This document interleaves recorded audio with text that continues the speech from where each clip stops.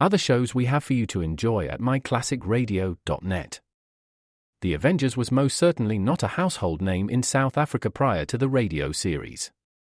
With no national television service until 1976, the mechanism simply was not present in the country to show television programs to mass audiences. While many other countries reveled in the filmed adventures of John Steed and company, South Africa was not equipped to join in the fun.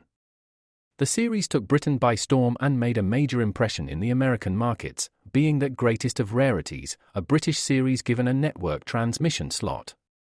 However, as a filmed series, rather than a videotaped one, The Avengers was able to gain a modicum of exposure in South Africa through film rentals.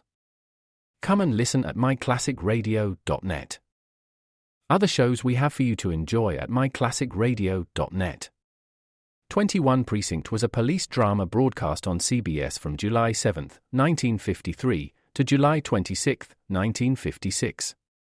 It initially served as a summer replacement for My Friend Irma. The show was produced in cooperation with the Patrolmen's Benevolent Association of City of New York and adaptations from True Criminal in New York.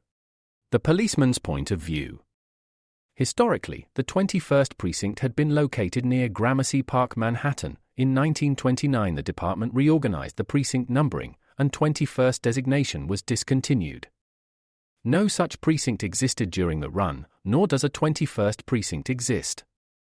However, the fictional precinct's territory closely corresponds to that of the Upper Side's 23rd precinct since 192. Come and listen at myclassicradio.net.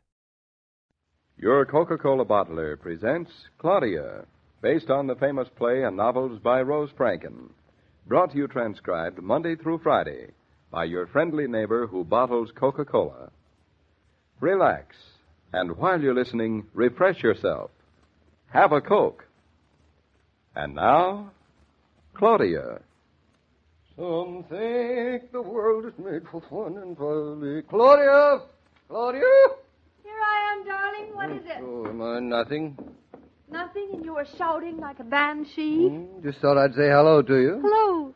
Now, what do we do this afternoon? Well, I just put the baby to sleep. Why don't you? No, I'm not interested in sleeping. Good for you. Boy. Well, what do you feel like doing? Oh, I don't know. I'm tired of reading. I'd like to do something different. There's not much different to do around the house, I'm afraid. No, not much. Only I knew how to play chess. We could play chess. Each game takes hours, I'm told. Chess is too quiet anyway. I'm full of pep. Oh. Say, why don't you call up somebody, David? Whenever I have nothing to do, I call up somebody. What for? To talk. Talking's a wonderful time passer away. Well, you ought to know. Why don't you call Roger at the office and talk business? He's probably busy. Now, you know he'd love to talk to you. I bet he doesn't expect to talk to me on the telephone for days. Yep, I might call him at that, find out what's going on. Stay where you are. I'll bring the telephone right to you. I'm not a cripple. I can walk. You've got plenty of chance for walking from now on. You better make the most of this service with a smile business while you can. As of tonight, I am handing in my resignation. Here's the phone. Oh, thank you. You mean you're really going to stop waiting on me, hand and foot? Hand and foot, really. And I don't want you to think that I've enjoyed it any more than you have. Well, that's good. There's no reason why you should have all the fun out of my accident. But don't talk too long, though, David. Mama said she'd call us from the station so I can pick her up. It's around time now. My gosh, it's almost 2. I won't. Hello? Operator. I want to call New York. Mary Hill 17248, please. Some think the world is made for fun and frolic. Oh, you're a lovely voice But today. so was I. Sounds My number's... like darling. Hello. Yes, my number's Eastbrook 276 ring 3. And so was I. Operator? Operator, what's the noise on this phone? You're singing. Hello? Hello? Some think the world is made for fun and frolic. Oh, worse and worse. Hello? Oh, line's busy. Oh, thank you, operator. Line's busy. Everybody's busy, even the line. You can try again later. After Mama calls. You know, there's a funny noise on that phone. Oh, it's probably the connection, David. It couldn't be. I wasn't connected. You were connected with something, weren't you? The operator, at least. Claudia, I know when a funny noise is because of a connection and when it isn't because of a connection. How? It's just one of those things a man knows about. Oh. Telephone, that's all. I see. It's kind of a rattling noise, like a clip in a glass or something. Oh, well, what's the difference? A great deal of difference. I don't like a telephone with a funny noise in it. Like a clip in a glass? Exactly. You think something's broken in it? Probably. You think maybe it's because I dropped it on its head this morning when I was dusting? No doubt. You dropped the phone? I just told you I did. Well, you don't have to look at me like that. It's not a crime, is it? David, what are you smiling at like that? What are you thinking? You dropped the phone. Then definitely something is broken inside. But it works, doesn't it? You got the operator, so what's the difference? It rattles like a clip in a glass. I know, you said that already. I'm going to fix it. You? Why not I? Well, you're not supposed to fix telephones. Who says? The telephone company, they have special people to do that, experts. Yourself, they have, and you know it. The special people you're talking about happen to be troops of young men, mere boys, with a little training and half of my intelligence. Poor things. Yeah. And if they can do it, then so can David Norton. Well, David Norton hasn't any training, and a little training goes a long, long way. So does intelligence. A longer way. But you wouldn't know. Anyway, you're not going to do it. Mama's going to call any minute, maybe in 2 minutes. Well, it'll only take me 2 minutes. Now, all I have to do is take it apart and find out what's broken and then put it back together again. Simple. Oh, very. And if anything happens to my telephone, I'll never forgive you. I love telephones. Well, nothing's going to happen, I see. Now, the mouthpiece unscrews just like this. Here we go. David, wouldn't you rather read a book? No. Well, why don't you try calling Roger again? Nonsense now. And we'll do this. David, the first thing the men do when they come in to fix the phone, I've watched them, is they unconnect it up. You know, that little box that's on the wall down there between the tables. Now, get me my tools. Your tools? Yeah, I'll need a screwdriver and a hammer and a pliers, probably. Oh.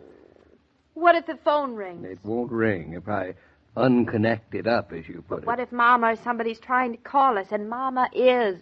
Don't you trust your husband? I trust the telephone company more.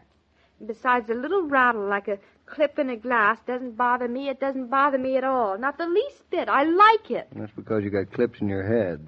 All right, I'll go get the tools myself. You are like Niagara. Once you start, nobody can stop you.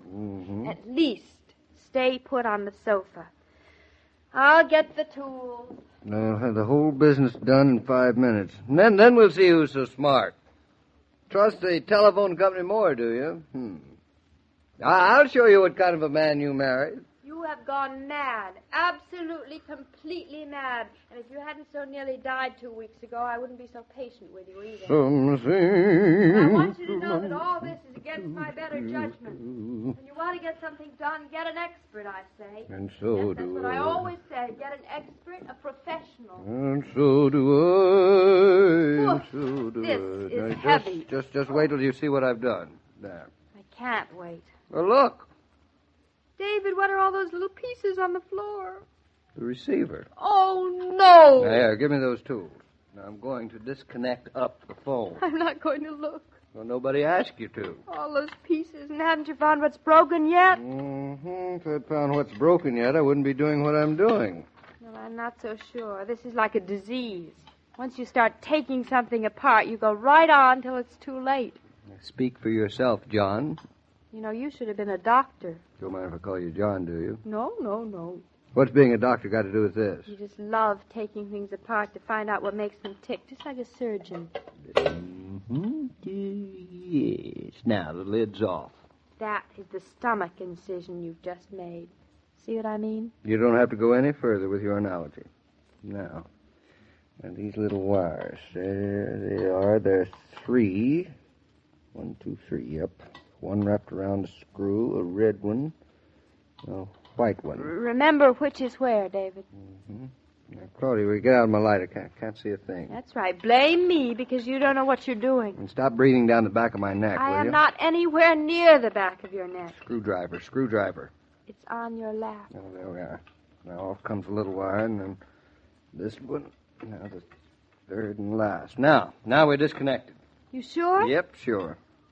Now we're isolated, out of touch with the world. But only for 5 minutes now. Stop worrying. But Mama's supposed to call. So? She'll worry. No nonsense. Mama's a big girl. David, hurry. I hate being without a phone. My little pioneer bride. No, I don't see what's broken in the receiver. All the pieces seem to be whole. I didn't drop the receiver, Dope. I dropped the other part.